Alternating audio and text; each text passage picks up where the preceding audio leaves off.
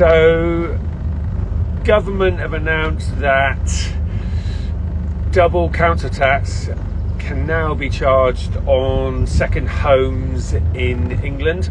It's already in Wales, and I've got service accommodation properties which will be treated like second homes in Wales, and I've got them in England. And so I know exactly how this is going to play out. Now, here's the thing. What they've done in Wales is they've said that obviously second homes can be charged double council tax, and in some cases triple council tax, right? Oh, by the way, if any of you are a bit confused what's going on, I'm just out on my boat and I thought I'd do a quick live. Got to enjoy the weather, right? But before I came out, I noticed on the news what had been announced. Now, what they've done in Wales is they've said that second homes, double council tax. However, if you can go on to business rates, you can then claim small business rates relief and pay no business rates and obviously no council tax. But here's the thing, second homes, people that it's their genuine second home are not going to be able to do that. It's only if you're running a business from the property can you go onto business rates and pay neither because of small business rates relief.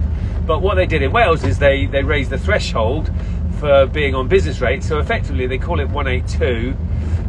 If you are not at least 50% occupied in the year, then you can't go on to business rates. Now what that's done is it's taken out a lot of amateurs, people who obviously only occupied less than 50% of the year.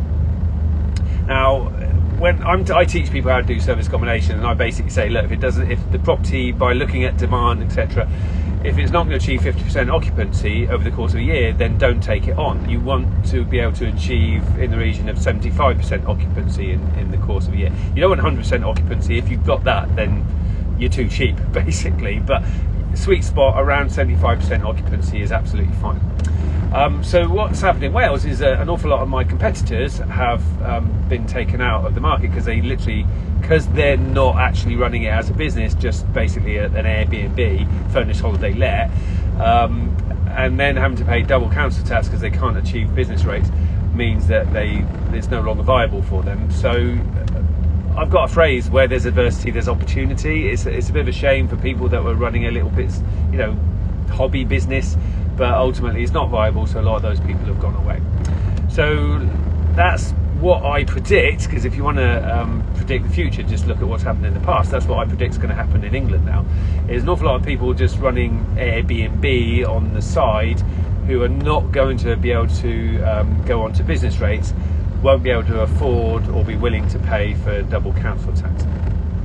Now what they might do clearly is raise the threshold in England like they did in Wales to be on business rates. Well, again, let's say they make it as strict as it is in Wales. I mean, I actually think Wales are pretty opposed to business generally. So would England do that? Bearing in mind a lot of these councils need the tourism to come in order to pay the bills effectively.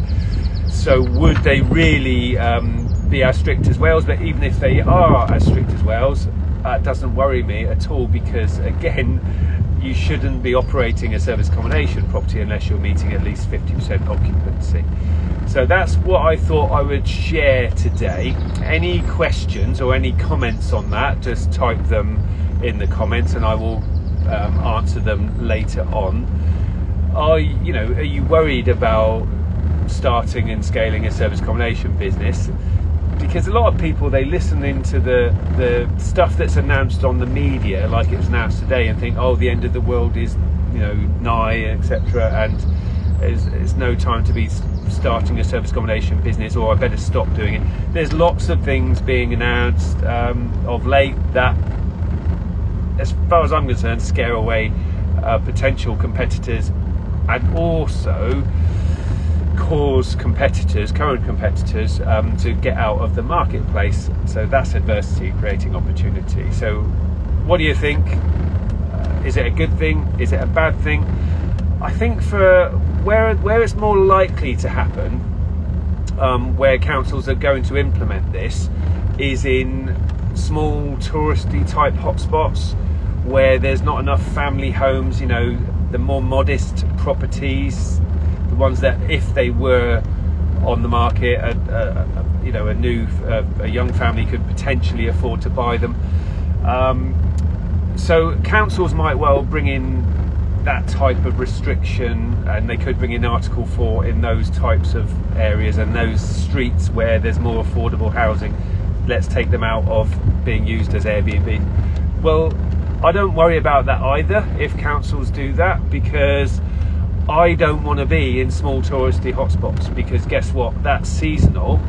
That is just summer, and you're probably not going to meet at least 50% occupancy, and therefore it's not really a viable business, not really a viable property. So I prefer the bigger towns and cities to be doing service accommodation where there's all year round demand, and in the winter you've still got demand from contractors. So hopefully that was helpful for everybody, just putting a little bit of common sense, I would like to think, into the conversation, and a little bit of reassurance maybe as well that the end of the world is not nigh, and where there's adversity there's opportunity. So let me know what you think in the comments, and I will check back in later on. Take care. Here's to your success in service accommodation. Remember, from me, the property soldier, on a boat, your future needs you. Take care.